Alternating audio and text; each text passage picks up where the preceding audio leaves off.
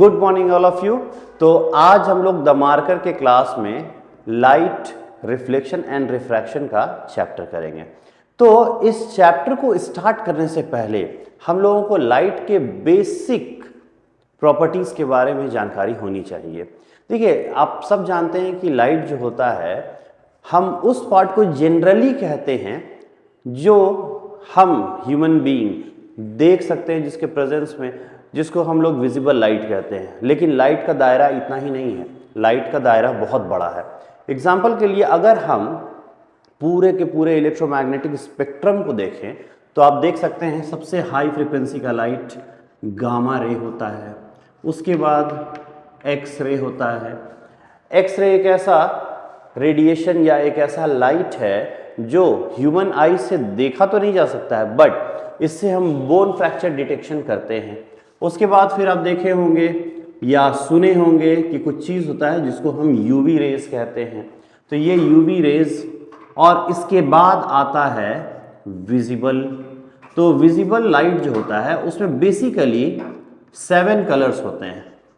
तो हम लोगों को उन 7 कलर्स को विजिबल लाइट कहते हैं, जो विबग्योर होता है, violet, indigo, blue, green, yellow, orange, red. और उसके बाद आता है इंफ्रारेड, माइक्रोवेव और रेडियो वेव। इसके अलावा भी बहुत सारे ऐसे रेडिएशंस हैं जो हमारी जानकारी के बाहर है, जिसे हम अदर कॉस्मिक रेडिएशंस भी कहते हैं। तो इस पूरे चैप्टर में जो लाइट रिफ्लेक्शन एंड रिफ्रैक्शन है, इस पूरे चैप्टर में कुछ बातें बहुत कॉमन होती है। जो लाइट होता है, तो जितना पार्ट, इस पूरे स्पेक्ट्रम का जितना पार्ट हम देख सकते हैं उसे हम विजिबल रेडिएशन या विजिबल लाइट कहते हैं। इतने जो पार्ट हैं, जिसमें violet, indigo, blue, green, yellow, orange, red हैं, ये बिल्कुल बेसिक देखे जाने वाले और इसके कलर को हम आसानी से पहचानने में एबल हैं, हम पहचान सकते हैं। इसके अलावा जो भी रेडिएशंस हैं, हम उन लोगों को नहीं देख सकते हैं, वो सारे के सारे रेडिएशंस हम नहीं देख सकते हैं। इसका मतलब है कि हम यहाँ पर केवल इस छोटे से, पूरे स्पेक्ट्रम के छोटे से पार्ट को ही देख पाते हैं, जिसको हम विजिबल रेडिएशन कहते हैं। आप यहाँ पर देखते होंगे ये अल्ट्रा वायलेट रेज है। अल्ट्रा वायलेट जो लाइट है, इसका फ्रीक्वेंसी वॉयलेट से ज्यादा होता है, इसीलिए इसका नाम अल्ट्रा वायलेट भी कहा गया है। और इंफ्रारेड, इसकी फ्रीक्वेंसी रेड कलर से कम होती है, इसीलिए inferior to red, that's why it is infrared ray. ये दोनों रेडिएशंस हमारे काम की बहुत है, बट हम इसे देख नहीं सकते हैं, क्योंकि इंफ्रारेड आप अगर जानते होंगे, सुने होंगे, तो आपको ज़रूर पता होगा कि इंफ्रारेड रेडिएशन जो होता है उसके हेल्प से हम लोग नाइट विजन कैमरा वगैरह सब भी बनाते हैं। और यूवी रेडिएशन जो होते हैं, उससे हम लोग सर्जिकल इंस्ट्रूमेंट को फिर से साफ करने या उसको कैलिब्रेट करने के यूज़ करते हैं। उसके अलावा हम लोग यूवी ट्रीटेड वाटर पीते हैं, जो आरओ यूवी ट्रीटेड वाटर होता है, उसमें भी हम लोग यूवी लाइट का यूज़ करते हैं। तो इस तरह से हम लोग ये समझ सकते हैं कि UV radiation, X ray, IR, microwave, radio wave, ये सारे के सारे रेडिएशंस हमारे लाइफ में बहुत सिग्निफिकेंट रोल प्ले करते हैं, बट हम देख सकते हैं केवल पूरे स्पेक्ट्रम में विबग्योर को। तो हम इस विबग्योर की आज बात करेंगे। तो चलिए हम लोग आगे बढ़ते हैं और समझते हैं लाइट की प्रॉपर्टीज के बारे में। तो देखिए, लाइट का कुछ बेसिक प्रॉपर्टी होता है जो स्पेक्ट्रम में सारे के सारे रेडिएशंस के लिए इक्वली एप्लीकेबल है। एग्जांपल के लिए अगर हम बात करें स्पीड ऑफ लाइट की, तो लाइट किसी भी मीडियम, लाइट को प्रोपेगेट करने के लिए किसी मीडियम की रिक्वायरमेंट नहीं है। तो यहाँ पर इसका क्या मतलब हुआ? लाइट को अगर किसी मीडियम का रिक्वायरमेंट नहीं है, मतलब कि light can propagate without medium, तो बात भी सही है। जब किसी, हम सन की क्या बात करें, अगर किसी स्टार से भी हमारे अर्थ तक लाइट आ रहा है, तो स्टार से हमारे अर्थ तक का एक बहुत बड़ा सा हिस्सा ऐसा है जहाँ पे हवा नहीं है, जहाँ पे कोई मीडियम नहीं है, बट फिर भी लाइट प्रोपेगेट होकर के आ रहा है। तो does not require any material medium.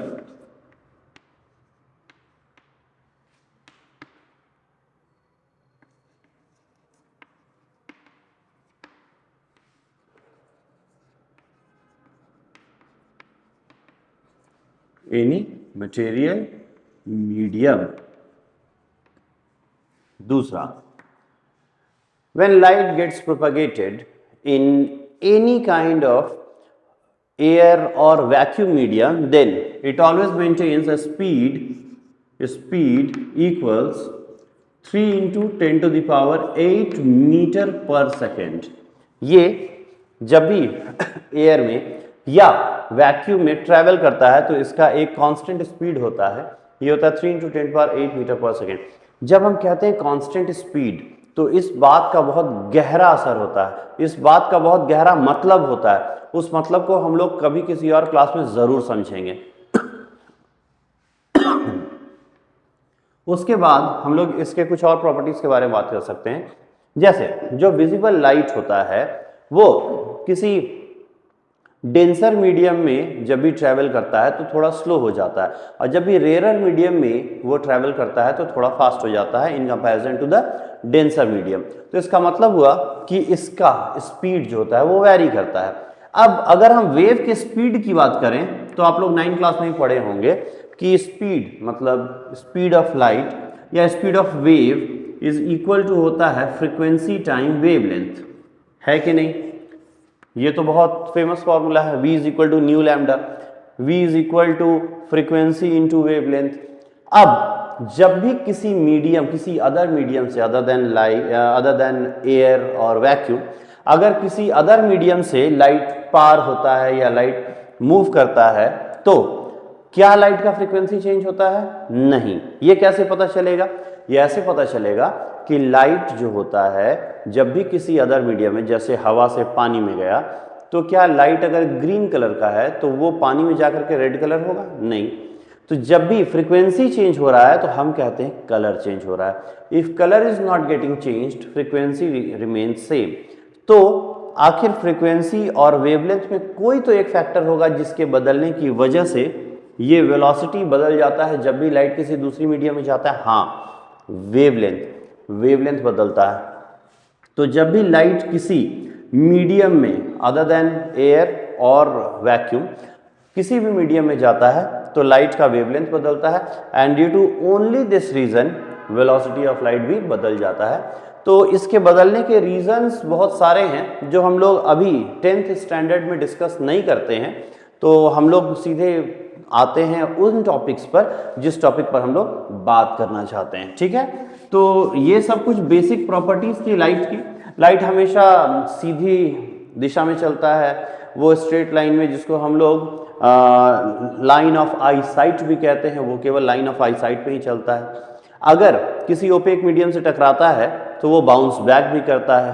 तो इस तरह से हम लोग ये देखेंगे कि कैसे लाइट रिफ्लेक्शन और रिफ्रैक्शन करता है। तो लाइट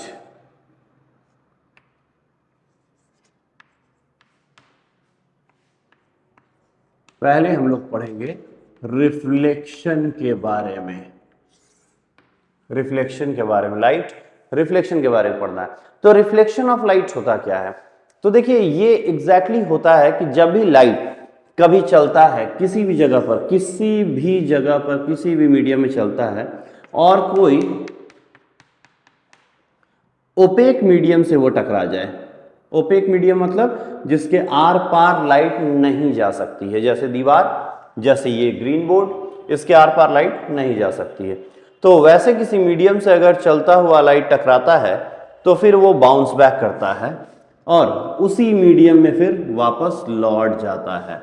यहाँ पर इस पूरे के पूरे एक्टिविटी को हम रिफ्लेक्शन ऑफ लाइट कहते हैं। उसमें आप लोग कई बार देखते होंगे जो ये डिज़ाइन बनाया जाता है, ये बताता है कि ये ओपेक मीडियम है। अगर ये सीधा इस तरह से बना दिया जाता तो इसका मतलब होता है कि ये बाउंड्री है बिटवीन टू मीडिया और ये ट्रांसपेरेंट बाउंड्री है। सॉरी। तो कोई लाइट आता है, ओपेक मीडियम से टकराता है और फिर वापस चला जाता है, इसको हम बाउंसिंग बैक ऑफ लाइट कहते हैं और इसी घटना को हम क्या कहते हैं? Reflection of light.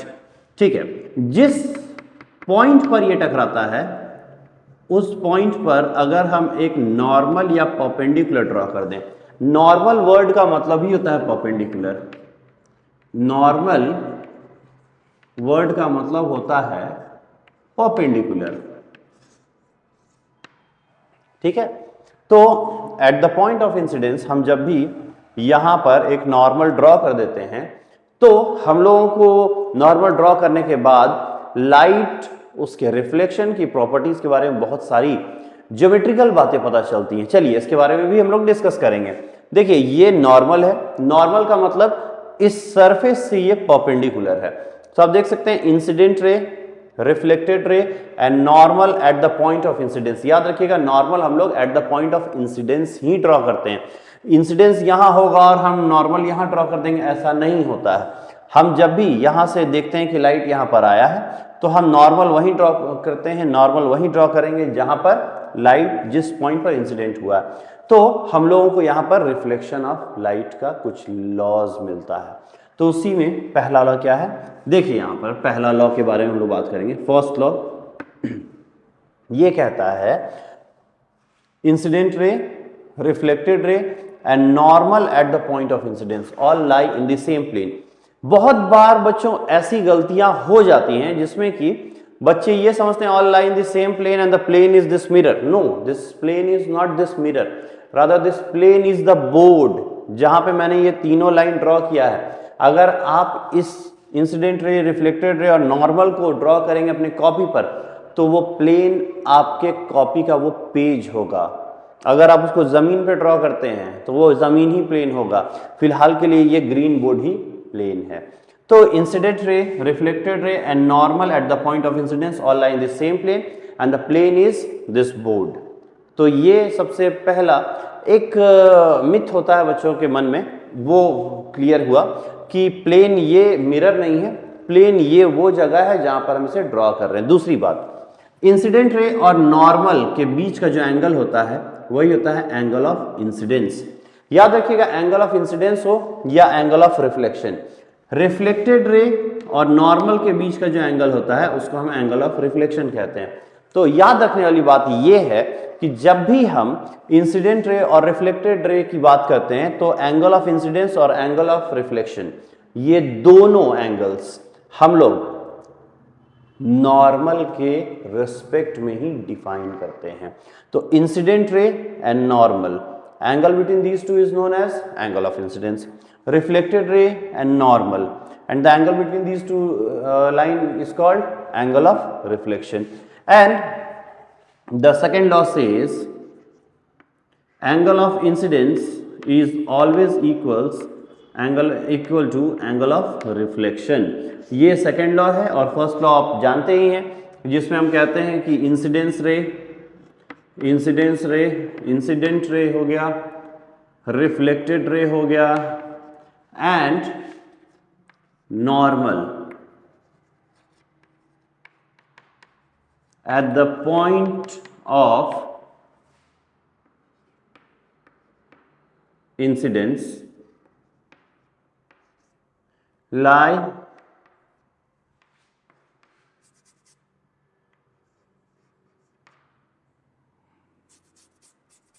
एक second,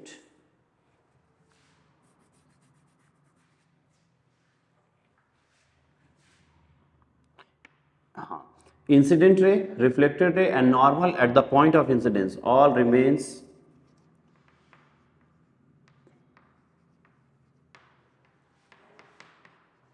at the same plane। वो प्लेन क्या है, ये ग्रीन बोर्ड। और दूसरा रे होता, दूसरा यहां पर हम लोग देखते हैं वो होता है angle of incidence equals angle of reflection. तो इसको हम लोग कहते हैं लॉज ऑफ रिफ्लेक्शन। यही दो लॉज ऑफ रिफ्लेक्शन है, ठीक है।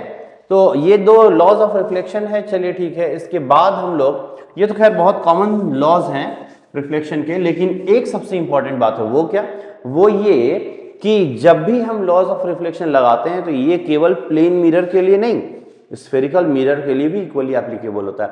इवन किसी भी तरह के मिरर के लिए या रिफ्लेक्शन के लिए, ये जो रिफ्लेक्शन एक्टिविटी है इसके लिए बिल्कुल एक्सक्लूसिव होता है, यही होता है। इसके अलावा कोई तीसरा लॉ नहीं होता है, ठीक है। तो चलिए हम लोग इतना पढ़ने के बाद अब आगे बढ़ सकते हैं और कुछ भी हम लोग डिस्कस कर सकते हैं। देखिए यहां पर एक चीज होता है जिसको हम कहते हैं स्फेरिकल मिरर्स।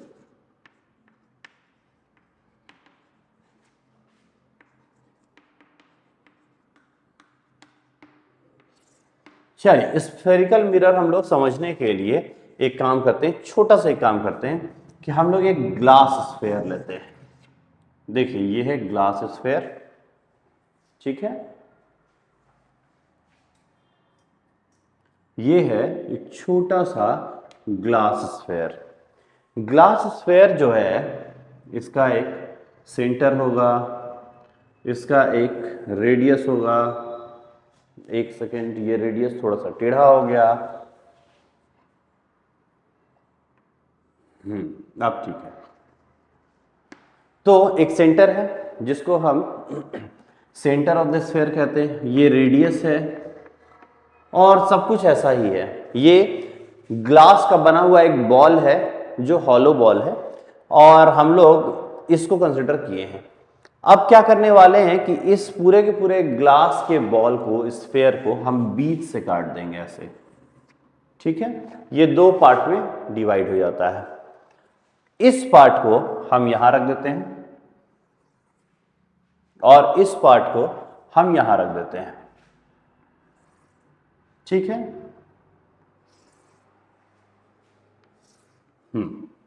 एक लाइन भी खींच दिया।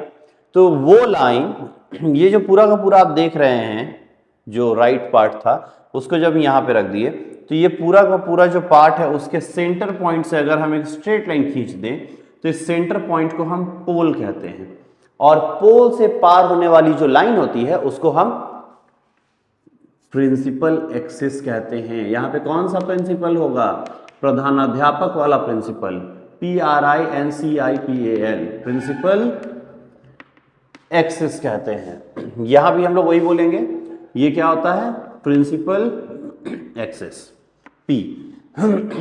अब हम लोग इसके आगे इसको मिरर बनाने की कोशिश करेंगे। तो मिरर के बारे में आप एक बात तो जानते होंगे कि अगर स्फेरिकल मिरर है तो वो एक स्फेरिकल पार्ट होगा किसी ग्लास का और हमको उसके एक पार्ट को, यहाँ पे दो पार्ट होगा, एक अंदर का पार्ट एक बाहर का पार्ट, उसके एक पार्ट को हमको क्या करना पड़ता है? पॉलिश करना पड़ता है। तो अगर हम पॉलिश करते हैं ताकि वो ओपेक सरफेस बन जाए, तो याद रखिएगा हम जब भी मिरर बनाएंगे कन्वेंशनली हम हमेशा राइट सरफेस को ही पॉलिश करेंगे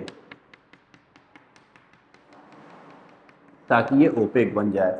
यहां भी हम हमेशा राइट सरफेस को ही पॉलिश करेंगे और जो लेफ्ट सरफेस होगा वो रिफ्लेक्टिंग सरफेस होगा। यहां भी जो लेफ्ट सरफेस होगा वो रिफ्लेक्टिंग सरफेस होगा, ठीक है।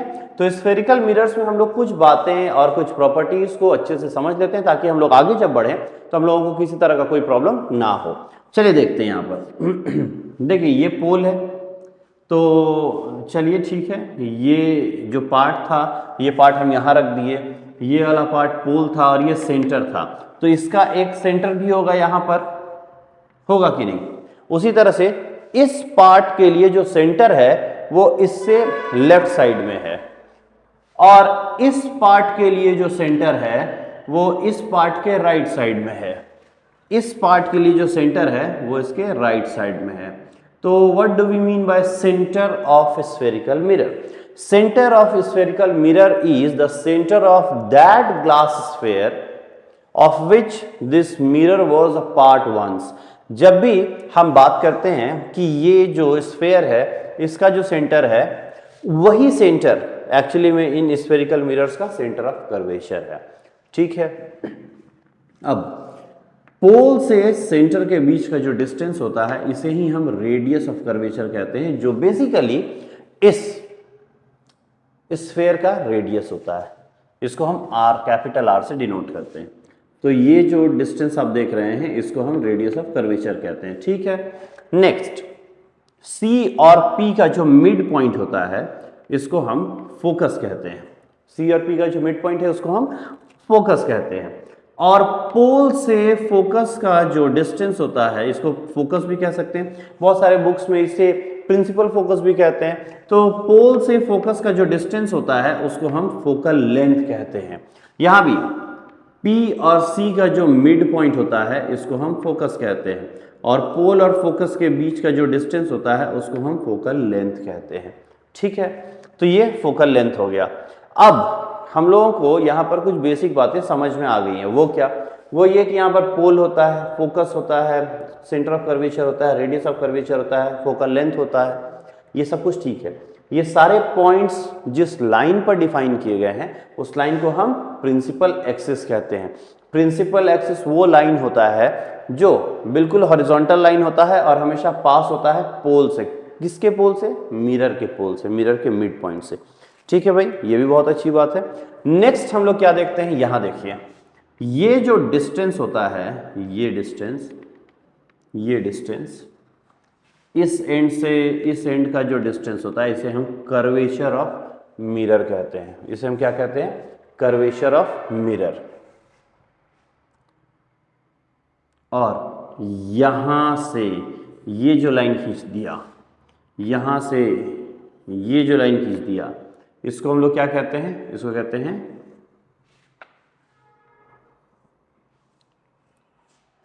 Angular aperture.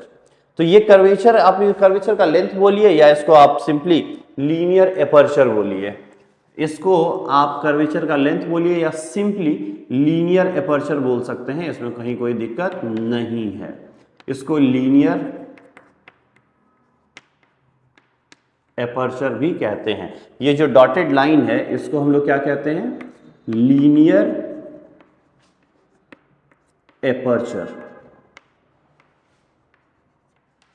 ठीक है। और ये जो लाइन खींचा गया है, दोनों एंड से सी तक जो लाइन खींचा गया है और ये जो एंगल बना है, इसको हम लोग एंगुलर एपर्चर कहते हैं। इसे क्या कहते हैं? Angular aperture. ठीक है। ये जो एंगल है इसको भी हम लोग क्या कहते हैं? Angular aperture. एकदम आराम से आप लोग इसको सीखते जाइएगा, कहीं कोई हड़बड़ी नहीं दिखाना है। एकदम आराम से हम लोग इसको अगर देखें तो पूरा का पूरा चैप्टर खत्म हो जाएगा, अगर हम लोग ऐसे आराम से धीरे धीरे समझते हुए जाएंगे और कोई दिक्कत नहीं होगा। तो आप इसको देखते जाइए, कहीं कोई इश्यूज होंगी तो आप ज़रूर बताइएगा, हम लोग उसको भी सॉल्व करेंगे। तो इस तरह से देखिए, ये सारे के सारे पॉइंट्स मैंने बता दिए, जिसमें कि दोनों मिरर आता है। इस मिरर को हम लोग किस तरह का मिरर कहते हैं? स्फेरिकल मिरर्स कहते हैं। स्फेरिकल मिरर बनता कैसे है? ग्लास स्फेयर को कट करके। बेसिक बात याद रखना है कि जब हम लोग मिरर बनाने के प्रोसेस से जाएंगे तो एक सरफेस उसका पॉलिश करना पड़ता है। तो कन्वेंशनली हम राइट सरफेस को पॉलिश करते हैं और लेफ्ट साइड में हम हमेशा ऑब्जेक्ट रखते हैं। उसके बारे में हम लोग फिर से चर्चा करेंगे। चलिए, तो फिर आगे बढ़िए। अब हम लोग जब स्फेरिकल मिरर बना लिए हैं तो स्फेरिकल मिरर करेगा क्या? तो स्फेरिकल मिरर, बहुत सारे यूसेज होते हैं स्फेरिकल मिरर के, आपके डेली लाइफ में बहुत सारे यूसेज हैं। इसे हम कहते हैं कॉनकेव मिरर। ठीक है। ये बिल्कुल केव शेप का होता है, देखते हैं ना, केव मतलब गुफा, ये गुफा टाइप का होता है। कॉनकेव मिरर जो होता है, इसमें ये तो पोल है और जो सेंटर ऑफ कर्वेचर होता है वो रिफ्लेक्टिंग सरफेस के सामने होता है।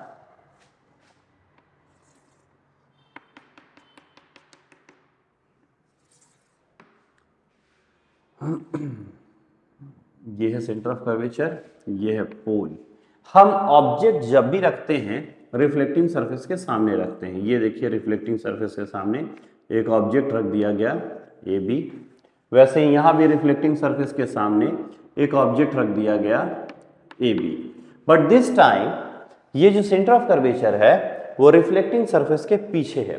तो इस तरह के मिरर को हम कॉन्वेक्स मिरर कहते हैं। ये कौन सा मिरर है? इसे हम कॉन्वेक्स मिरर कहते हैं। और ये कौन सा मिरर है?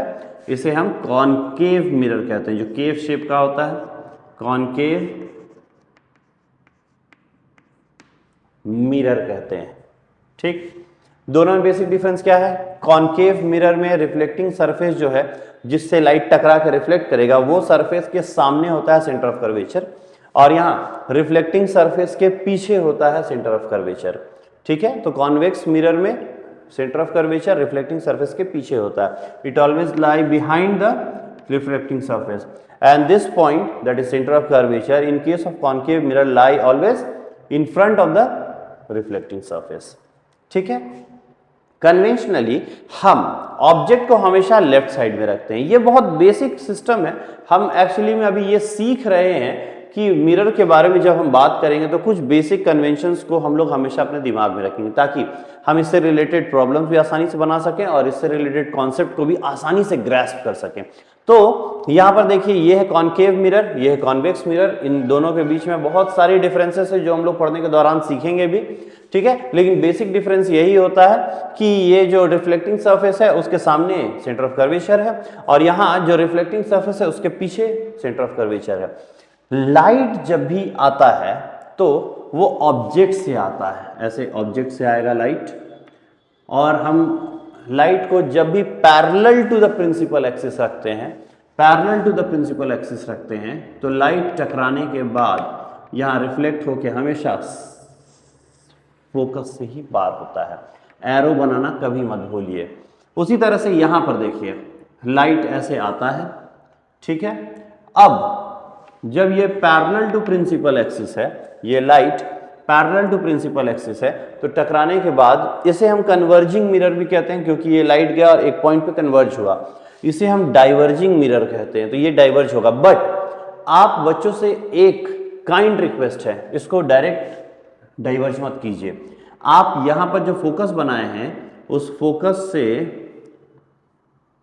तक एक ऐसे ही डॉटेड लाइन बनाइए और यहां से ऐसे करके एक डाइवर्ज रे बना दीजिए। इसको कहते हैं रिफ्लेक्टेड रे। यहां पर जो रिफ्लेक्टेड रे है वो इस फोकस से आता हुआ दिखेगा। असली में यहां से आ रहा है, बट इस फोकस से आता हुआ दिखता है, ऐसा लगता है, it seems to come from focus. और यहां पर जो रिफ्लेक्टेड रे है वो टकराने के बाद रियली में फोकस से पार होता है, ठीक है। तो ये डाइवर्जिंग रे है और ये कन्वर्जिंग रे है, तो इसीलिए इसको कन्वर्जिंग मिरर और इसको डाइवर्जिंग मिरर भी कहा जाता है। तो हम लोग इसको क्या कहते हैं? Converging mirror, converging mirror. और इसको डाइवर्जिंग मिरर कहते हैं क्योंकि ये किसी पॉइंट पे मीट ना करके ये डाइवर्ज हो जाता है। इसको हम क्या कहते हैं? Diverging mirror.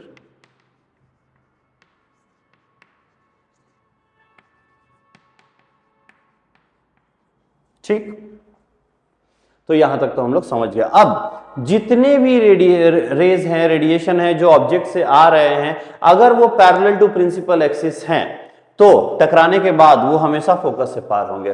टकराने के बाद वो जब भी पार होंगे तो ऐसा लगेगा जैसे वो फोकस से आ रहे हैं।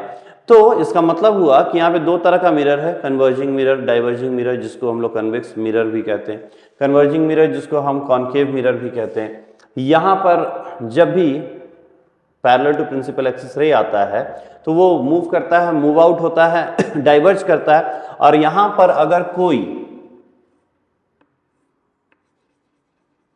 ऑब्जर्वर बैठा है तो उसको क्या लगेगा कि ये लाइट सीधे फोकस से आ रहा है, ऐसा ही लगेगा। और यहां पर अगर कोई ऑब्जर्वर बैठा है तो उसको लगेगा कि ये लाइट फोकस से आ रहा है। यहां रियली में फोकस से आ रहा है और यहां वर्चुअली फोकस से आ रहा है। तो इस तरह से हम एक बात और समझ लें, जब भी लाइट इस कंडीशन में पड़ेगा तो ये रियल इमेज बनाता है, और लाइट जब भी इस कंडीशन में पड़ता है तो ये वर्चुअल इमेज बनाता है। इस तरह का जो मिरर होता है, कॉन्वेक्स मिरर या डाइवर्जिंग मिरर, ये कभी भी रियल इमेज नहीं बनाता है। हम इस बारे में भी गहन चर्चा करेंगे कि रियल इमेज और वर्चुअल इमेज को यही नाम क्यों दिया गया है, रियल इमेज और वर्चुअल इमेज। इसके बारे में भी हम अच्छी खासी डिस्कशन करेंगे। तो चलिए डिस्कशन करेंगे, उसके आगे हम लोग देखेंगे। आगे बढ़ते हैं।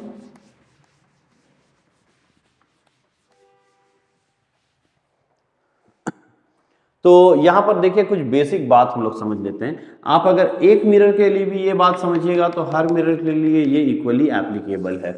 एग्जाम्पल के लिए ये देखिए पोल है, ये देखिए सी है, सी का मतलब होता है सेंटर ऑफ कर्वेचर। सी और पी का जो मिड पॉइंट है इसको हम प्रिंसिपल फोकस कहते हैं। ऑब्जेक्ट कहीं भी रख सकते हैं, आप इन्फिनिटी पे रख सकते हैं, इन्फिनिटी और सी के बीच में रख सकते हैं, सी पे रख सकते हैं, सी और एफ के बीच में रख सकते हैं, बीच में कहीं भी, फिर एफ पे रख सकते हैं और एफ और पी के बीच में कहीं भी रख सकते हैं। ये 6 अलग अलग पोजीशंस हैं, उन सब में हम लोग देखेंगे कि कैसे इमेज फॉर्मेशन होता है।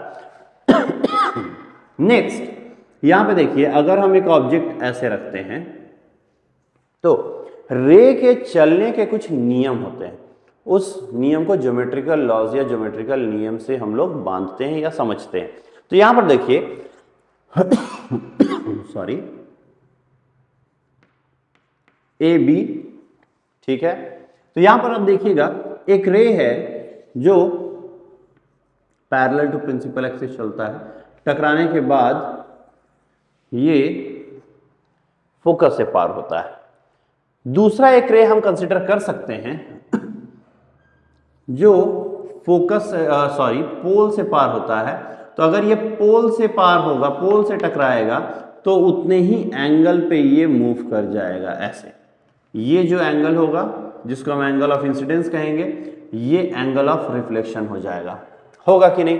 तो एंगल ऑफ रिफ्लेक्शन और एंगल ऑफ इंसिडेंस समझने के लिए याद कीजिए, थोड़ी देर पहले ही हमने क्या बनाया था, एक फिगर बनाया था। वो फिगर किससे रिलेटेड था? वो फिगर था प्लेन मिरर से रिलेटेड। देखिए ऐसे, और हमने कहा था इंसिडेंट रे, रिफ्लेक्टेड रे and normal at the point of incidence all lie in the same plane, angle of incidence and this is angle of reflection। तो एंगल ऑफ इंसिडेंस और एंगल ऑफ रिफ्लेक्शन ये हमेशा किसके respect में define होता है? Normal के respect में डिफाइन होता है। प्लेन मिरर के लिए कहना आसान है, लेकिन जब हम बात करते हैं स्फेरिकल मिरर की, तब क्या करेंगे? तो यहां पर मेरी बात सुनिए, ये जो स्फेयर होता है ना, सिंपल ज्योमेट्री क्या कहता है, स्फेयर के सेंटर से कोई भी एक लाइन खींच दीजिए, कोई भी एक लाइन खींच दीजिए, हम उस लाइन को रेडियस कहते हैं कि नहीं? ठीक है, हम उसको रेडियस कहते हैं। तो ये जो रेडियस होता है, ये सेंटर से इसके बाउंड्री तक खींचा गया एक स्ट्रेट लाइन है। इस पॉइंट पे अगर हम एक टेंजेंट ड्रॉ कर दें, एक टेंजेंट ड्रॉ कर दें, तो टेंजेंट और रेडियस के बीच का एंगल 90 डिग्री है, 90 डिग्री है, 90 डिग्री है। तो इस तरह से हम लोग एक बात अपने एकदम दिमाग में बैठा लें कि ये जो स्फेरिकल पार्ट होता है, इसके सेंटर से इसके सरफेस तक जो भी लाइन खींचा जाएगा वो नॉर्मल है। रेडियस को ही नॉर्मल कहते हैं, रेडियस को ही नॉर्मल कहते हैं। अब अगर रेडियस को नॉर्मल कहते हैं तो यहां पर नॉर्मल कैसे डिफाइन करेंगे? चलिए देखते हैं भाई, चलिए देखते हैं, इस बात को हम लोग समझेंगे। ठीक है, यहां ये भी बना देते हैं, ये थोड़ा सा उल्टा बन गया।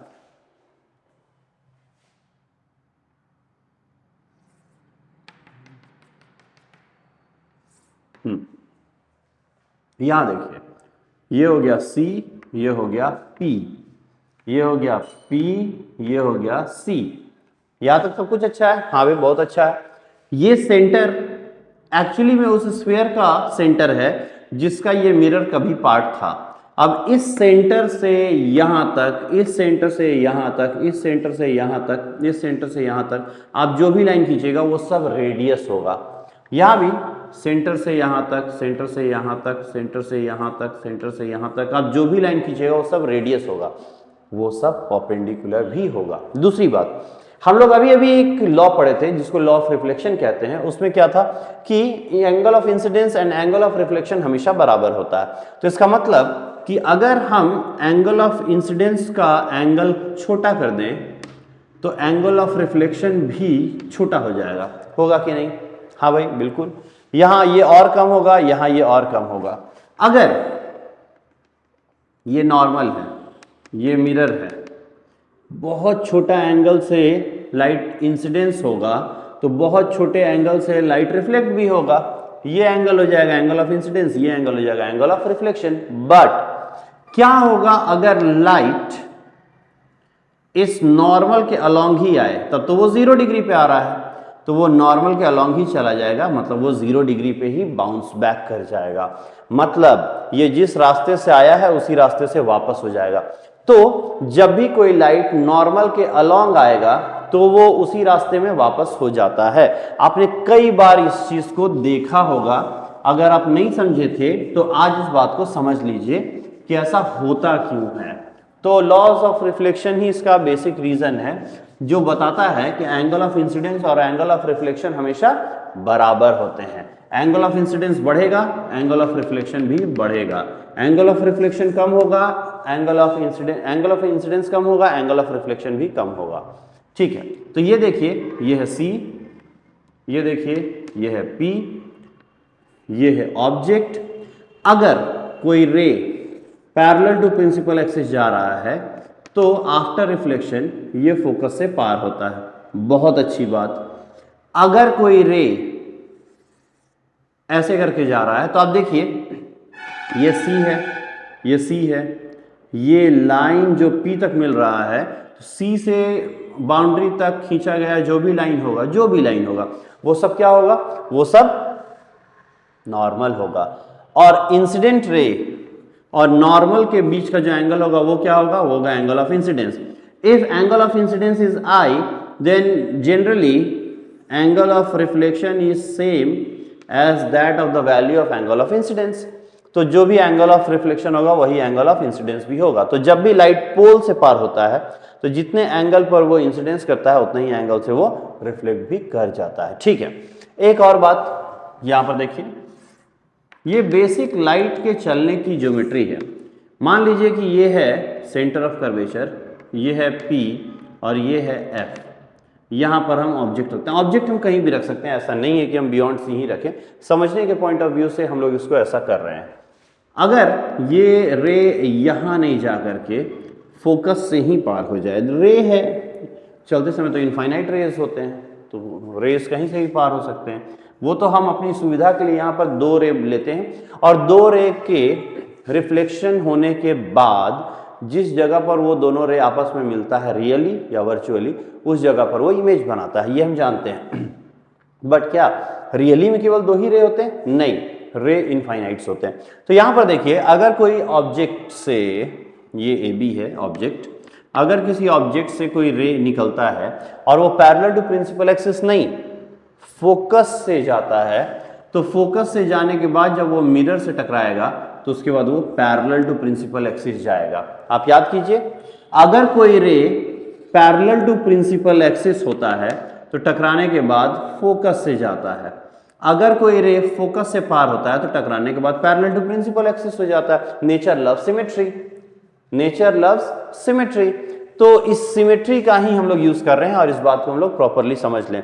ठीक है, अब सबसे इंपॉर्टेंट बात ये देखिए, अगर हम लोग यहां तक चल लिए हैं तो आप कई बार ये बुक में देखते होंगे, मन में आता भी होगा, कुछ लोगों को पता भी होगा, लेकिन जिनको नहीं पता है वो जरूर जान लीजिए ये वाली बात। ये है पोल, ये है सेंटर ऑफ कर्वेचर, ये है फोकस। अब मान लीजिए कि यहां पर कोई ऑब्जेक्ट है जिसका नाम है AB, यहां से एक रे निकला जो C से होते हुए मिरर तक पहुंचा। तो आप एक चीज देख सकते हैं, जब भी अभी जस्ट थोड़ी देर पहले हम लोगों ने पढ़ा है, C से कोई भी लाइन अगर हम लोग मिरर तक खींच दें तो वो रेडियस होता है, वो रेडियस होता है। ऐसे होगा ना रेडियस, ये भी रेडियस है, ये भी रेडियस है, ये भी रेडियस है, तो ये भी रेडियस है। ठीक, दूसरी बात, जो स्फेरिकल सरफेस होता है उसका रेडियस ही, सर्कुलर हो या स्फेरिकल सरफेस हो, उसका रेडियस ही नॉर्मल होता है। तो ये इसको भी हम नॉर्मल मान सकते हैं। नॉर्मल यहाँ इनफाइनाइट हो सकते हैं, जितने भी रेडियस है सब नॉर्मल है। तो C से इस मिरर तक खींचा गया जो भी लाइन है उसको हम क्या कहते हैं? नॉर्मल कहते हैं। और नॉर्मल के अलोंग अगर कोई रे आता है, जो हम लोग यहाँ पर अभी देख रहे थे, क्या देख रहे थे कि नॉर्मल के अलोंग अगर कोई रे आता है तो वो उसी रास्ते से वापस हो जाता है, क्योंकि नॉर्मल के अलोंग रे आने का मतलब होता है एंगल ऑफ इंसिडेंस 0, उसी रास्ते से वापस रे के जाने का मतलब होता है एंगल ऑफ रिफ्लेक्शन भी 0। तो यहां से अगर कोई रे आता है तो वो अलोंग नॉर्मल आ रहा है, टकराने के बाद वो उसी रास्ते से वापस बाउंस बैक हो जाता है। तो जो भी रे C से होकर के आएगा वो उसी रास्ते में वापस चला जाएगा। तो इतनी बेसिक बातें जानने के बाद हम फॉर्मेशन ऑफ इमेज को आसानी से समझ सकते हैं। ठीक है, चल तो हम लोग फॉर्मेशन ऑफ इमेज को समझेंगे। देखिए, फॉर्मेशन ऑफ इमेज को समझने के लिए वो भी थ्रू स्फेरिकल मिरर्स। तो हमारे पास कितने तरह के स्फेरिकल मिरर्स हैं? दो तरह के स्फेरिकल मिरर है। एक स्फेरिकल मिरर कौन सा है? कॉनकेव। दूसरा क्या है? कॉन्वेक्स। कॉनकेव के केस में हम 6 पोजीशंस जानते हैं जहां पर हम ऑब्जेक्ट को प्लेस कर सकते हैं और इमेज फॉर्म कर सकते हैं। तो चलिए देखते हैं, एक एक करके देखेंगे।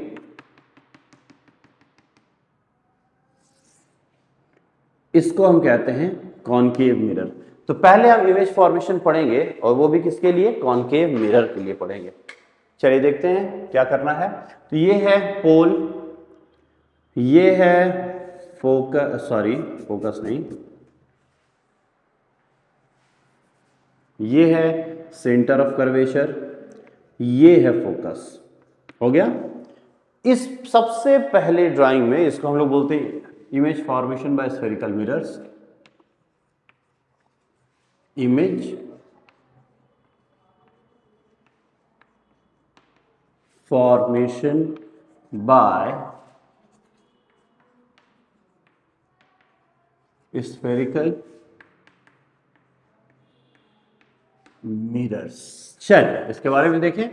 तो सबसे पहले हम ऑब्जेक्ट को कहां रखेंगे? सबसे पहले हम ऑब्जेक्ट को रखेंगे इन्फिनिटी पे। आप लोग सब की जानकारी के लिए मैं एक बात सबसे पहले बता देना चाहता हूं, वो ये कि हम जो भी डिस्टेंस मेजरमेंट करते हैं वो सारे डिस्टेंस को मेजर किया जाता है पोल से। जब हम कहते हैं इन्फिनिटी, तो इन्फिनिटी का मतलब होता है very large distance of the object from the pole. ठीक है, तो इसको हम इन्फिनिटी कहते हैं, वेरी लार्ज डिस्टेंस। अच्छा, लार्ज जब हम कहते हैं तो इन कंपैरिजन टू व्हाट? केवल क्या स्टार्स या सन ही इनफाइनाइट डिस्टेंस पे? नहीं, फ्यू 10 और 20 और 100 मीटर्स आर ऑल्सो इन्फिनिटी। ये जो डिस्टेंस हम मेजर करते हैं इसको इन्फिनिटी हम तब कहते हैं, और इसलिए कहते हैं क्योंकि इस लेंथ को हम एक्चुअली में कंपेयर कर रहे हैं इसके फोकल लेंथ से। तो अगर फोकल लेंथ फ्यू सेंटीमीटर है और लेंथ मान लिया जाए कि 15 या 20 मीटर है, तो ऑब्वियसली 20 सेंटीमीटर और 20 मीटर में 20 सेंटीमीटर जो होता है वो बहुत छोटा लेंथ होता है और नेग्लिजिबल होता है in comparison to around 20 metre and all. तो इसीलिए हम क्या करते हैं, उसको इनफाइनाइट डिस्टेंस कह देते हैं। तो इन्फिनिटी कहने का ये मतलब नहीं है कि केवल स्टार्स होंगे या मून होगा या सन होगा, नहीं। इन्फिनिटी कहने का मतलब होता है कि फोकल लेंथ के कंपैरिजन में कोई बहुत बड़ा डिस्टेंस जिसके कंपैरिजन में ये फोकल लेंथ जो है वो नेग्लिजिबल हो जाए। ठीक है भाई, तो सबसे पहले हम क्या करेंगे? सबसे पहले हम ऑब्जेक्ट को रख देंगे इन्फिनिटी पे। ठीक है, अब इन्फिनिटी पे जब ऑब्जेक्ट रहेगा तो हम लोग ऐसा कर सकते हैं, देखिए ऑब्जेक्ट हो सकता है इन्फिनिटी पे रहे, तो अब इन्फिनिटी पे जो ऑब्जेक्ट है उसको हम यहाँ पे शो तो नहीं कर सकते हैं क्योंकि वो इन्फिनिटी पे रखा हुआ है। वहां से जो रेडिएशन आ रहा है वो पैरेलल रेडिएशन है which is parallel to principal axis, और प्रिंसिपल एक्सिस के पैरेलल जो भी रेडिएशन है वो सारा का सारा फोकस से ही पार होता है, फोकस से ही पार होता है कि नहीं? तो यहां पर बिल्कुल डिमिनिस्ड इमेज बनता है जो रियल इमेज होता है। रियल इमेज क्यों होता है? क्योंकि यहां पर बहुत सारे लाइट्स आए हैं और इस पॉइंट पर रियली में मीट कर रहे हैं, इसको हम रियल इमेज कहते हैं। अच्छा, क्या जरूरी है कि इन्फिनिटी से अगर कोई लाइट आ रहा है तो वो पैरेलल टू प्रिंसिपल एक्सिस ही आए? नहीं, बिल्कुल जरूरी नहीं है। ये भी हो सकता है कि वो पैरेलल टू प्रिंसिपल एक्सिस ना हो, इसके अलावा हो सकता है कि वो किसी एक एंगल पे आ रहा हो। तो यहाँ पर देखिए हम लोग उस सिचुएशन के बारे में भी थोड़ी बातें कर लेते हैं। ठीक है, देखिए इसी के बगल में ये भी बना लेते हैं हम लोग।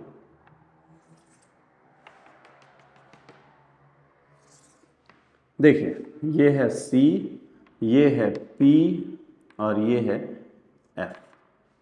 इस बार जितने सारे भी रेज इन्फिनिटी से आएंगे उनको आने दीजिए, कोई फर्क नहीं पड़ता है। ये थोड़ा सा टेढ़ा हो गया है ना, but this time it will not be parallel to the principal axis, rather it is inclined at an angle। तो देखिए यहां पर ऐसे, ठीक है।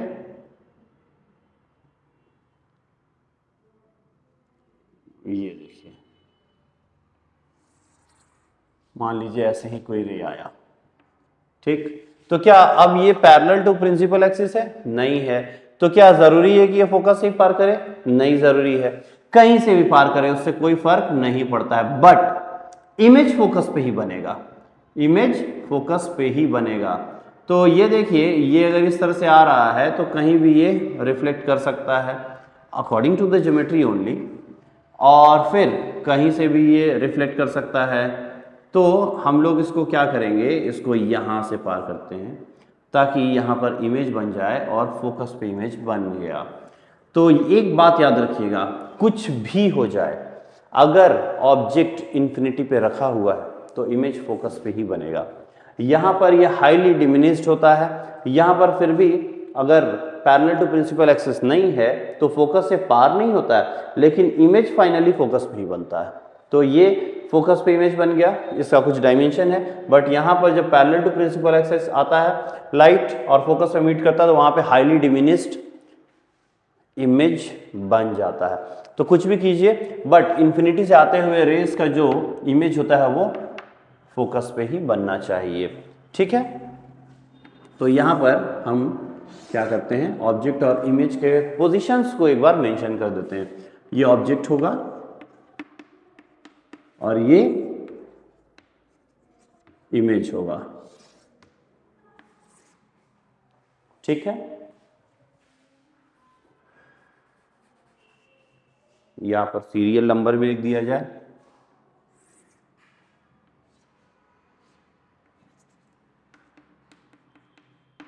एक, सबसे पहले हमने ऑब्जेक्ट को कहां रखा, इन्फिनिटी पे। इमेज कहां फॉर्म हुआ, एफ। कैसा फॉर्म हुआ, रियल। रियल टर्म जो होता है उसके साथ एक और टर्म फ्री में आता है जिसको हम लोग इन्वर्टेड कहते हैं, रियल एंड इन्वर्टेड।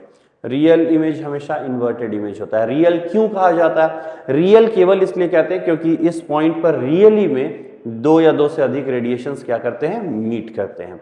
ठीक है, उसके बाद फिर आते हैं हम लोग फॉर्मेशन, सेकंड फॉर्मेशन में। चलिए आइए सेकंड फॉर्मेशन में देखते हैं कि कहां कहां ऑब्जेक्ट रखा जा सकता है, कहां कहां इमेज फॉर्म हो सकता है, कितने तरीके से फॉर्म हो सकता है। हम लोग जो बुक में बताए गए नियम हैं बस उतने ही नियम नहीं होते हैं, उससे ज़्यादा नियम होते हैं। हम बेसिक नियम पर चर्चा करेंगे, हम बेसिक लॉज पर चर्चा करेंगे।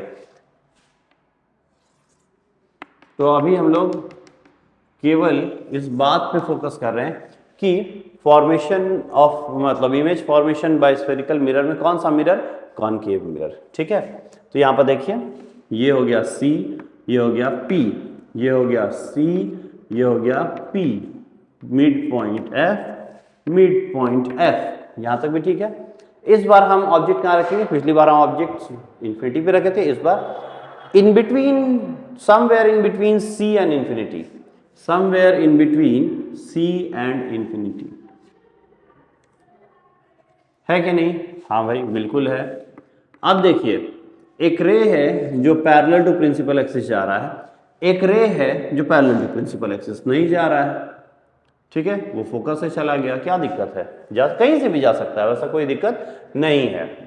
ठीक है, तो जो पैरेलल टू प्रिंसिपल एक्सिस जा रहा है वो टकराने के बाद फोकस से पार करेगा, ठीक है। अब किसी भी इमेज के बनने के लिए हम लोगों को क्या करना पड़ता है कि कम से कम दो रेडिएशन चाहिए जो रिफ्लेक्शन के बाद किसी पॉइंट पर मीट करे, कम से कम दो रे, अधिक से अधिक इनफाइनाइट रेज होते हैं। तो हम कर ये सकते हैं कि हम दूसरा रे C से ले जाएं, तो जब वो इस डायरेक्शन में जा रहा था C के थ्रू गया तो C के थ्रू ही वापस हो गया होगा। तो इमेज कहाँ बनेगा, देखिए इमेज बनेगा C और F के बीच में। इसका नाम क्या रहेगा, इसका नाम रहेगा A' B'। यहाँ देखिए ये जो रेडिएशन आ रहा है जो F के थ्रू होकर के आया है वो यहाँ से टकराने के बाद क्या करेगा, यहाँ से टकराने के बाद वो पैरेलल टू प्रिंसिपल एक्सिस चलेगा। दूसरा रेडिएशन क्या करें, दूसरा रेडिएशन हम लोग C से पार कर देते हैं, तो जिस रास्ते से वो आया है उसी रास्ते से वो वापस हो जाएगा। जिस पॉइंट पे ये दोनों रेडिएशन रिफ्लेक्शन के बाद मिले उस पॉइंट पर हम क्या करेंगे, इमेज बना देंगे। ये अगर AB है तो ये A' B' है। क्या और भी तरीका हो सकता है, हाँ भाई बिल्कुल हो सकता है, और भी तरीका पॉसिबल है, अगर आपको देखना है तो यहां पे चलिए देखते हैं। देखिए हम लोग इस तरीका पर भी एक बार गौर कर लेते हैं कि ये है C, ये है पॉइंट P, इसका मिड पॉइंट F, ऑब्जेक्ट को हम कहाँ रखेंगे, बियॉन्ड C।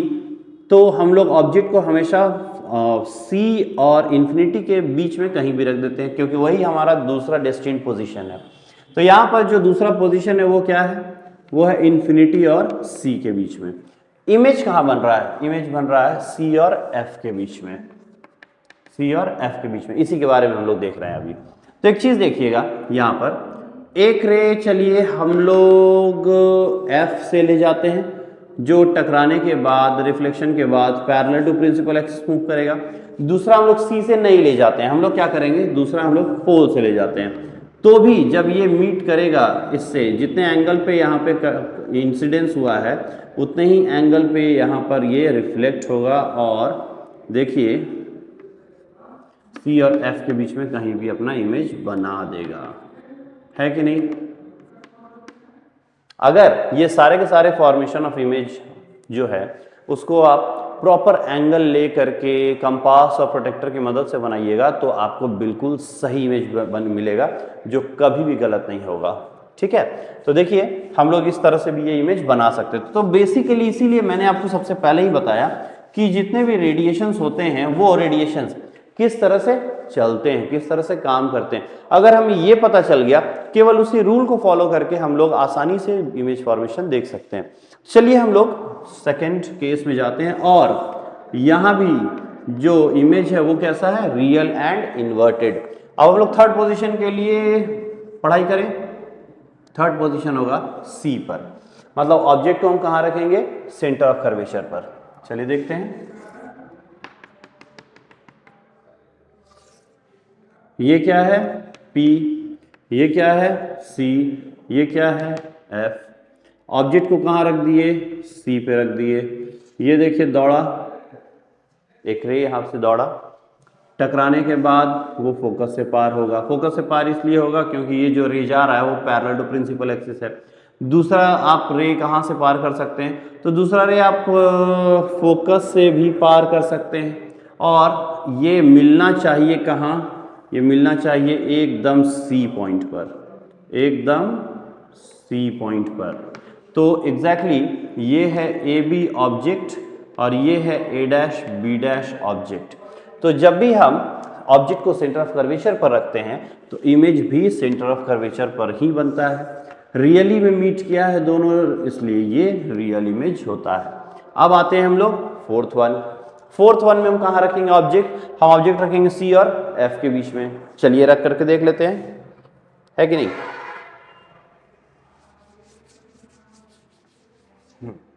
तो चलिए हम लोग अब क्या करेंगे, जो ऑब्जेक्ट है उसको C और F के बीच में कहीं भी रख देंगे। ठीक है, तो आइए देखते हैं। तो अभी तक हम लोगों ने कितने सारे पॉइंट्स को देखे या डिस्कस किए हैं, 3 पॉइंट। ये हमारा फोर्थ पॉइंट है। फोर्थ पॉइंट को हम लोग देखते हैं।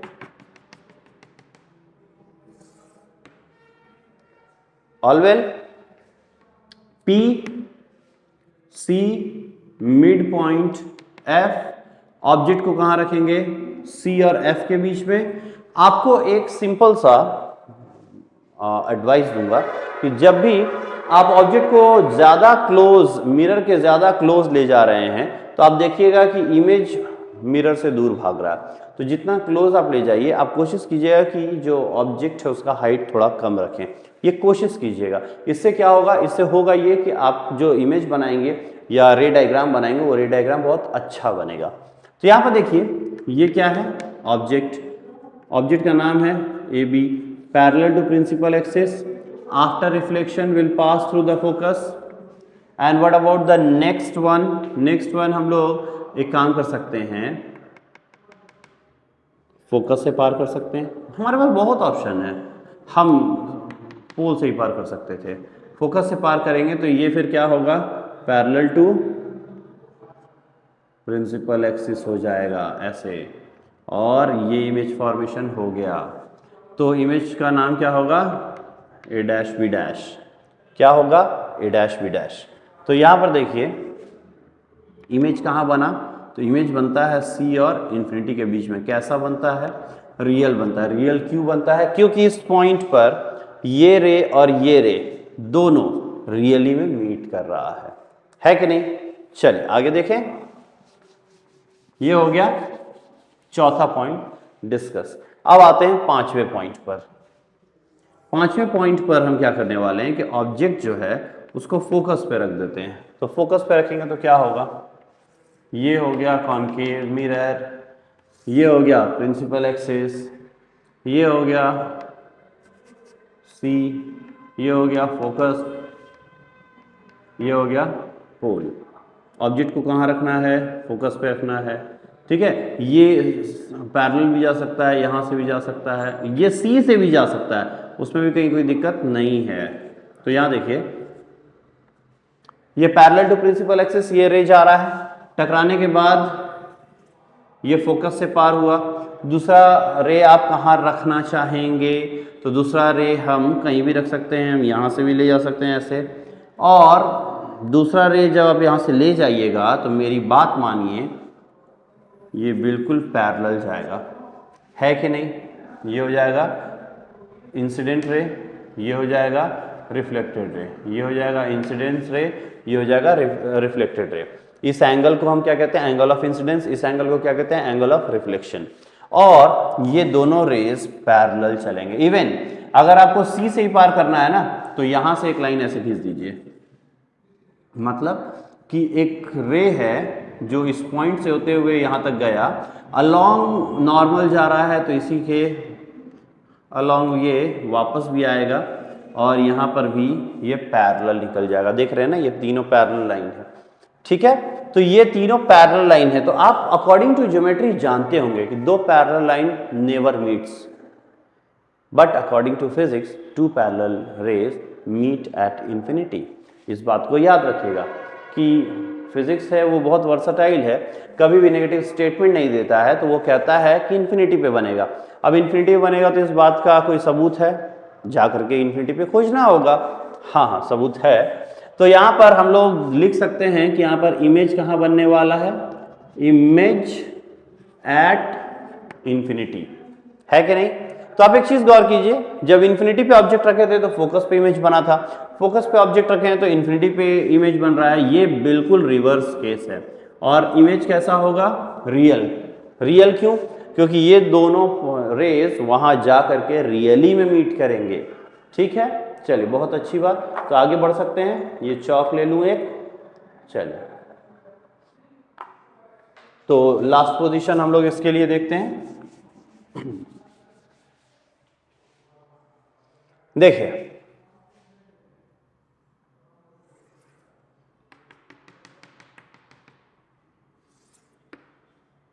ये हो गया पोल, ये हो गया सी, ये है एफ। ऑब्जेक्ट को रखेंगे इनसाइड एफ, ए बी। बोलिए होगा कि नहीं, बिल्कुल सही है।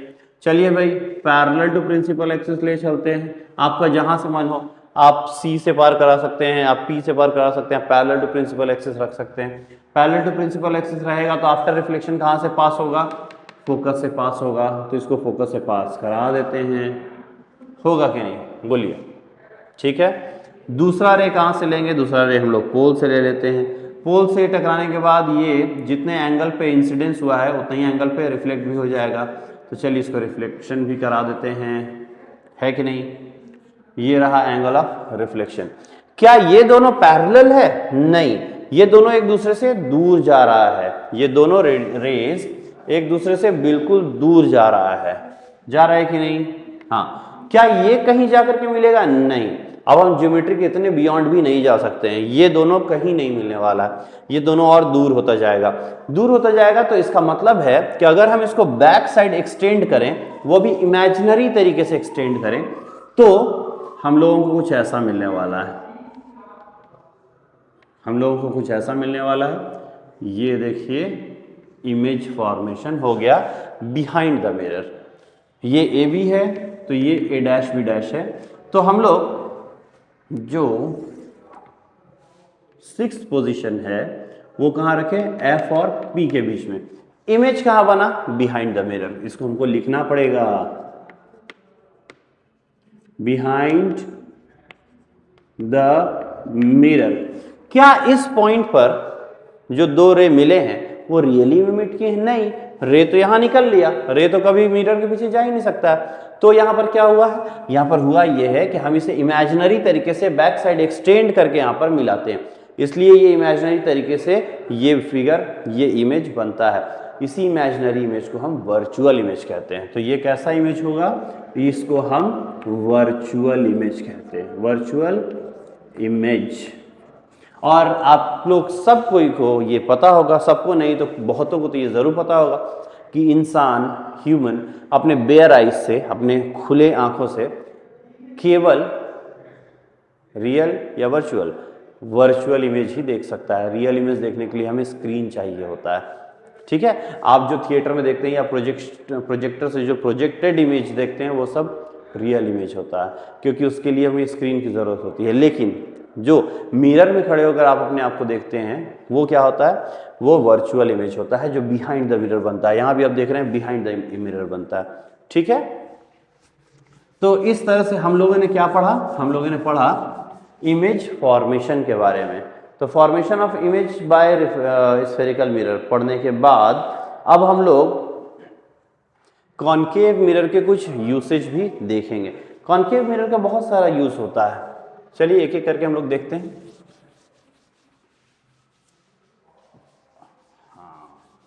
चलिए तो हम लोग देखते हैं कि यूजेस ऑफ कॉनकेव मिरर क्या है।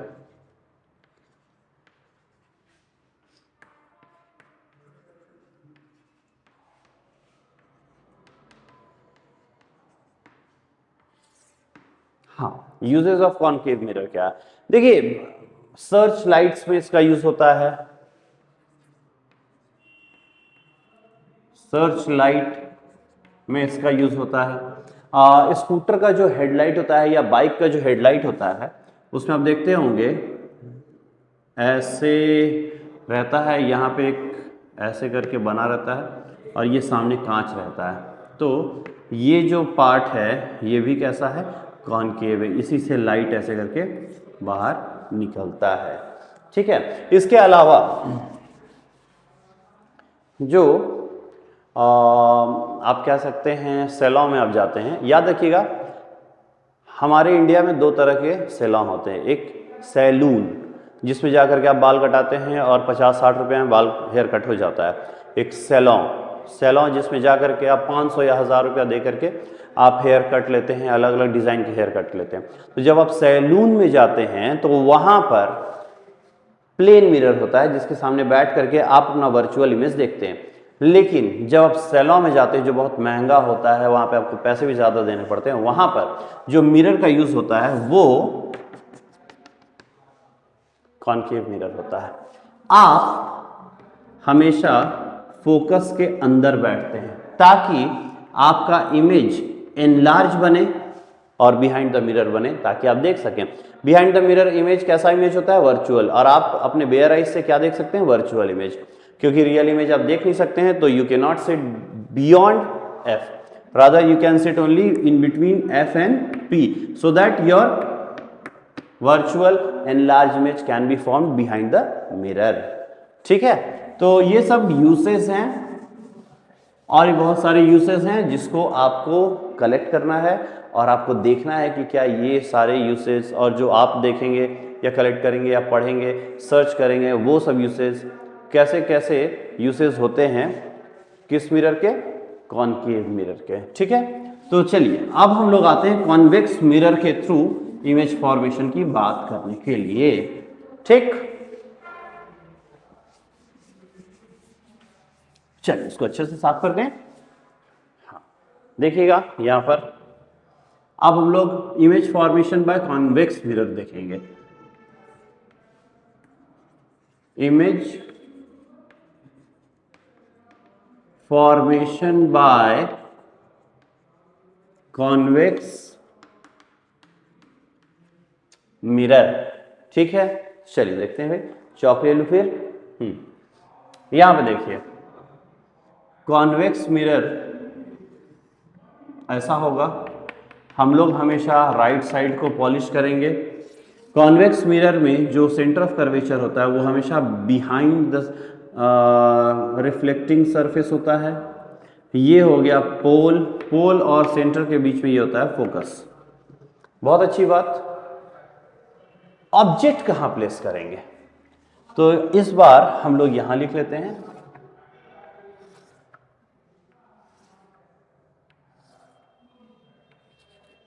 ये हो जाएगा सीरियल नंबर, ये हो जाएगा ऑब्जेक्ट और ये हो जाएगा इमेज की पोजीशंस, है कि नहीं। पहला ऑब्जेक्ट को हम रखेंगे इन्फिनिटी पे। ऑब्जेक्ट को हम कहाँ रखेंगे, इन्फिनिटी पे। तो इन्फिनिटी पे हो सकता है ये पैरेलल टू प्रिंसिपल एक्सिस आए, और पैरेलल टू प्रिंसिपल एक्सिस अगर बहुत सारे रेज आ रहे हैं तो वो डाइवर्ज करेगा। डाइवर्ज करेगा तो कैसा लगेगा, जैसे कि वो F पॉइंट से आ रहे हैं। तो जैसा कि मैंने बताया था, काइंड रिक्वेस्ट किया था कि जब भी इसको यहाँ से रिफ्लेक्ट करना हो, डाइवर्ज कराना हो, पहले एक डॉटेड लाइन आप F से खींच लें और यहाँ से फिर वही लाइन को एक्सटेंड कर दें। यहाँ भी वही करेंगे, पहले एक लाइन हम F से खींच लेंगे और फिर यहाँ से हम लोग इसको डाइवर्ज करा देंगे, है ना। तो ये तो डाइवर्ज हो गया। क्या ये दो रे कभी आपस में मिलने वाली है, इन्फिनिटी पे भी कभी नहीं मिलने वाली है। तो वो किस पॉइंट पे मिले, वो फोकस पे मिले। हम पहले भी डिस्कस कर चुके हैं कि अगर ऑब्जेक्ट इन्फिनिटी पे है तो इमेज फोकस पे बनेगा। क्या ये रियल इमेज है, नहीं। रीजन, ये दो रे जो यहाँ पर मीट हो रहे हैं वो रियली में मीट हो ही नहीं रहे हैं, इसे हम इमेजिनरी तरीके से बैक साइड एक्सटेंड करा करके मीट करा रहे हैं, इसलिए ये इमेजिनरी इमेज है, या फिर इसको हम वर्चुअल इमेज कहते हैं। ठीक है भाई, बहुत अच्छी बात। वर्चुअल इमेज यहाँ पर बन गया। हाईली डिमिनिस्ड है, वर्चुअल है, इसलिए इरेक्ट होगा। यहां तक तो बहुत अच्छी बात। दूसरा पोजीशन क्या रखना चाहिए, दूसरा पोजीशन हम क्या रखेंगे, तो देखिए ऑब्जेक्ट इन्फिनिटी पे था तो इमेज फोकस पे बन गया। दूसरा पोजीशन हम क्या रख सकते हैं, देखिए जब हम बात कर रहे थे कॉनकेव मिरर की तो उसके सामने पॉइंट F था, पॉइंट C था, तो ये सब कुछ लैंडमार्क्स थे। यहां जब हम कॉन्वेक्स मिरर की बात कर रहे हैं तो इसके सामने कोई लैंडमार्क नहीं है, तो हम क्या कह सकते हैं, anywhere in front of the mirror in between infinity and pole, anywhere. तो चलिए हम लोग देखते हैं भाई, इसको मिटा दिया जाए।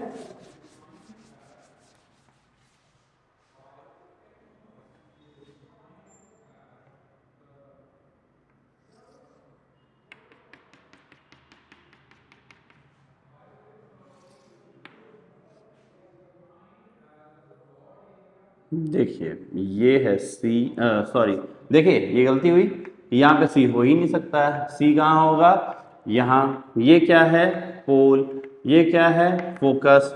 इसके सामने कोई लैंडमार्क, कोई लैंडमार्क नहीं, तो क्या करना है, ऑब्जेक्ट कहीं भी रख देना है, सिंपल।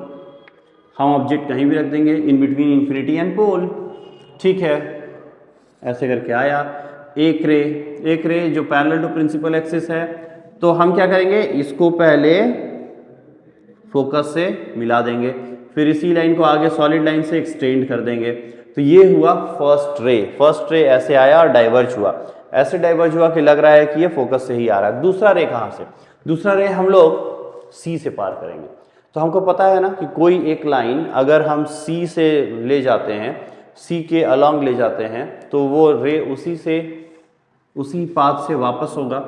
यहां पर देखिए,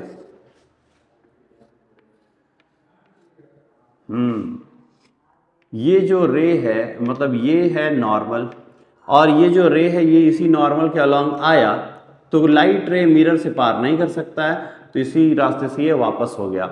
जिस जगह पर ये वर्चुअली मीट कर रहा है उस जगह पर ही इमेज बनेगा। ये ऑब्जेक्ट AB है तो इमेज भी A', B' होगा। बात समझे, ये भी वर्चुअल इमेज है। तो इस तरह से हम लोग एक बात समझते हैं कि कॉन्वेक्स मिरर जो होता है वो केवल वर्चुअल इमेज बनाता है। यहां पर ये वर्चुअल इमेज बनाएगा कब, जब हम ऑब्जेक्ट को कहां रखेंगे, इन बिटवीन इन्फिनिटी एंड पोल, कहीं भी। इमेज कहाँ बनेगा, आप इसको ज्यादा अच्छा तरीका से लिख सकते हैं बिहाइंड द मिरर। कैसा, वर्चुअल, है कि नहीं।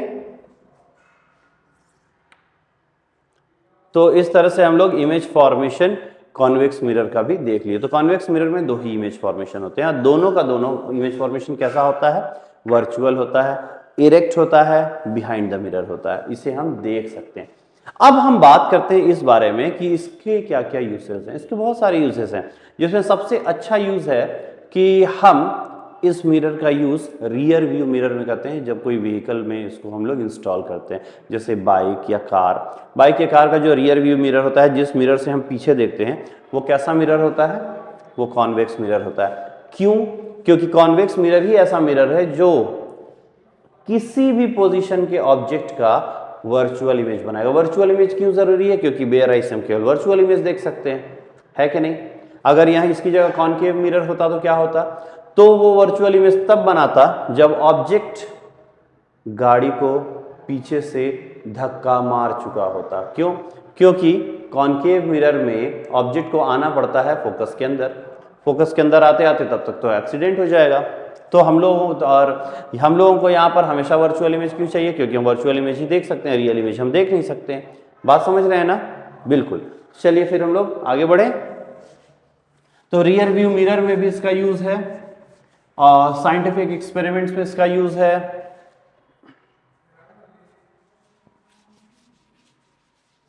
अब जब हम मिरर के बारे में इतना कुछ पढ़े हैं, तो अब हम मिरर फॉर्मूला के बारे में भी पढ़ लेते हैं।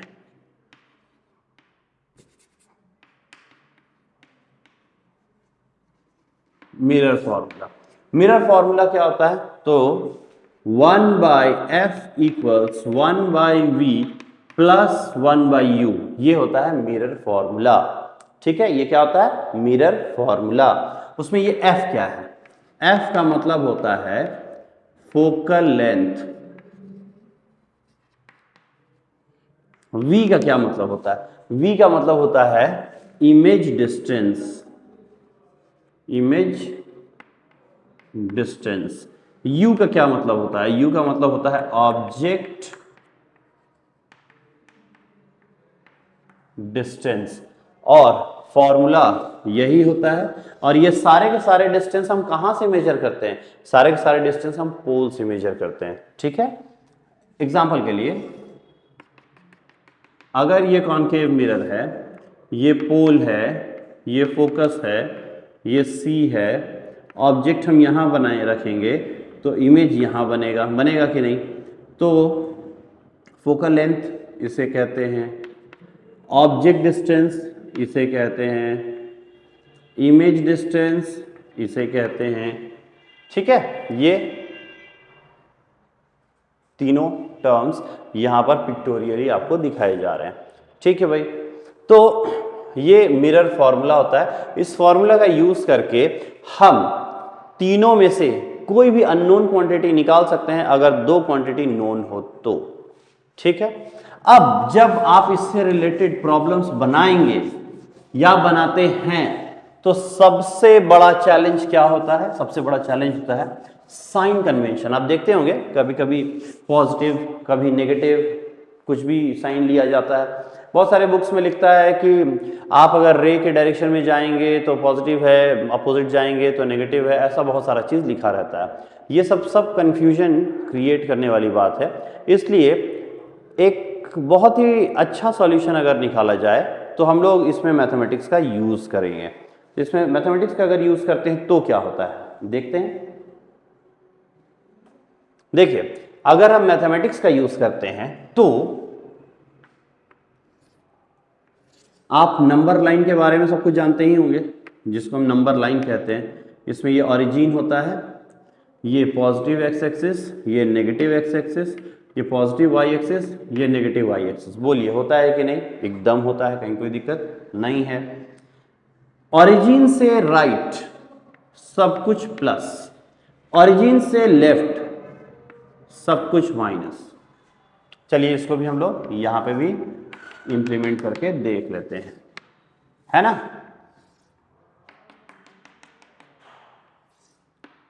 देखिए, तो हम लोग पढ़ने क्या जा रहे हैं, हम लोग पढ़ने जा रहे हैं sign convention.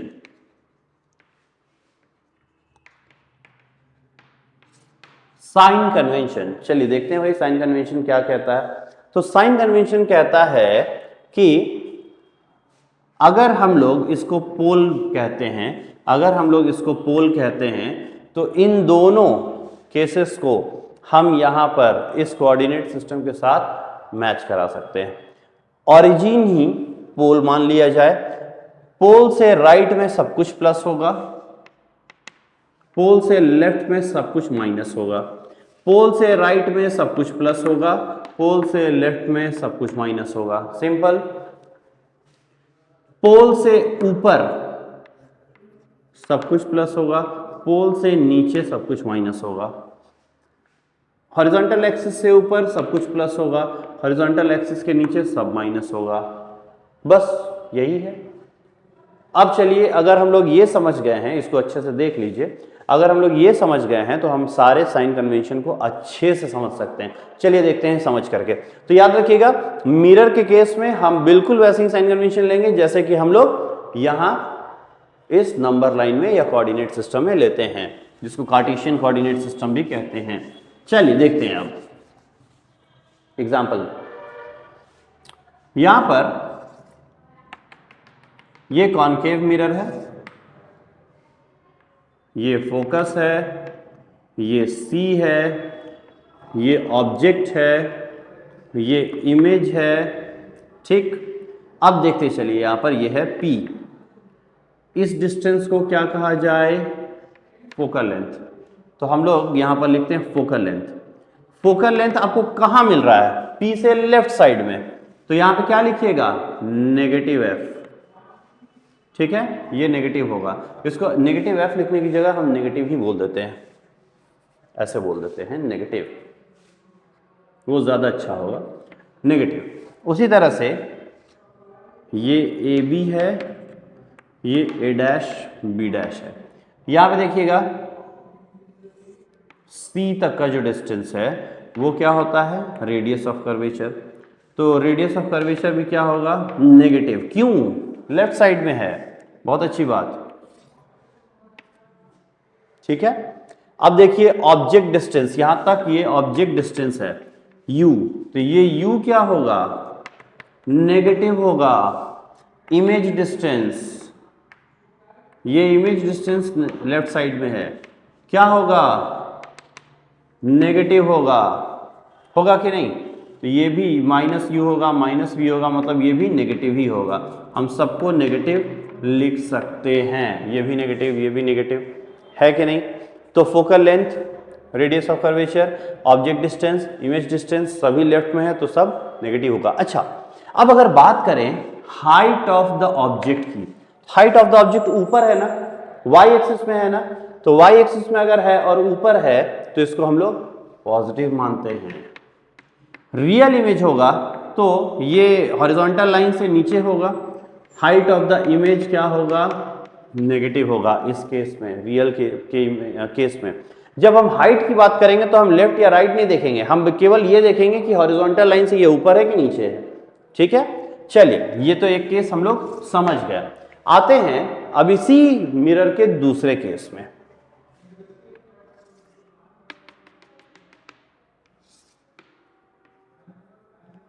FCP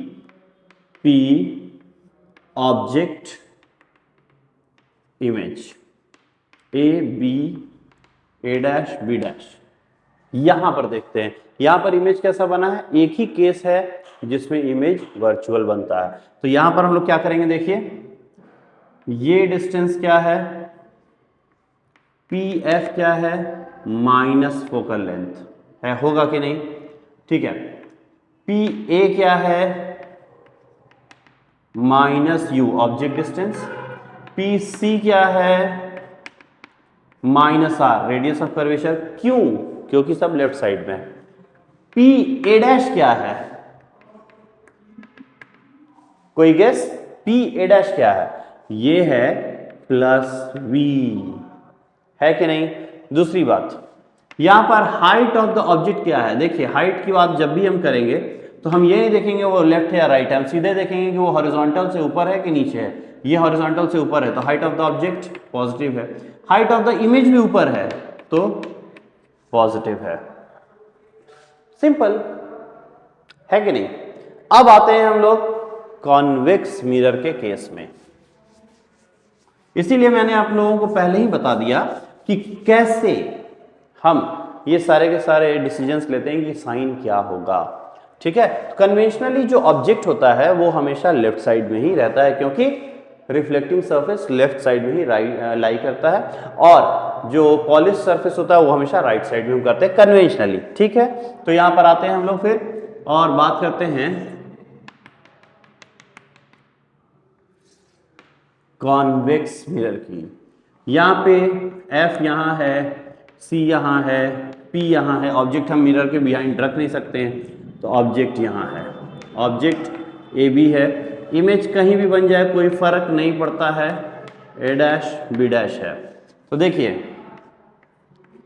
PA left side में है -U, PA dash right side में है image distance +V, PF right side में है plus focal length, PC right side में है plus radius of curvature. Height of the image height of the object, first हम लोग ऑब्जेक्ट डिस्कस करेंगे। Height की बात जब भी करेंगे तो हम लोग राइट या लेफ्ट नहीं देखेंगे, हम लोग ये देखेंगे कि ये अबव द प्लेन है या बिलो द प्लेन है। तो ये अबव द प्लेन है पॉजिटिव, यहाँ भी अबव द प्लेन है पॉजिटिव। इस तरह से हम लोग आसानी से ये समझ सकते हैं कि साइन कन्वेंशन को कैसे हम लोग इंप्लीमेंट करते हैं। तो रिफ्लेक्शन ऑफ लाइट के केस में हम लोग इतने कुछ को पढ़े, इतने सारे टॉपिक्स देखे, और सारे के सारे टॉपिक को मैंने कोशिश किया है कि बिल्कुल क्लियर, एकदम क्रिस्टल क्लियर हो जाए। इसके बावजूद अगर आप लोगों को किसी तरह का कोई भी इश्यूज होता है या कोई डाउट होता है तो आप लोग कमेंट सेक्शन में ज़रूर बताइएगा कि किस तरह के डाउट्स हैं, हम उस डाउट्स को भी दूर करने की कोशिश करेंगे। तब तक के लिए साइनिंग ऑफ, बाय बाय।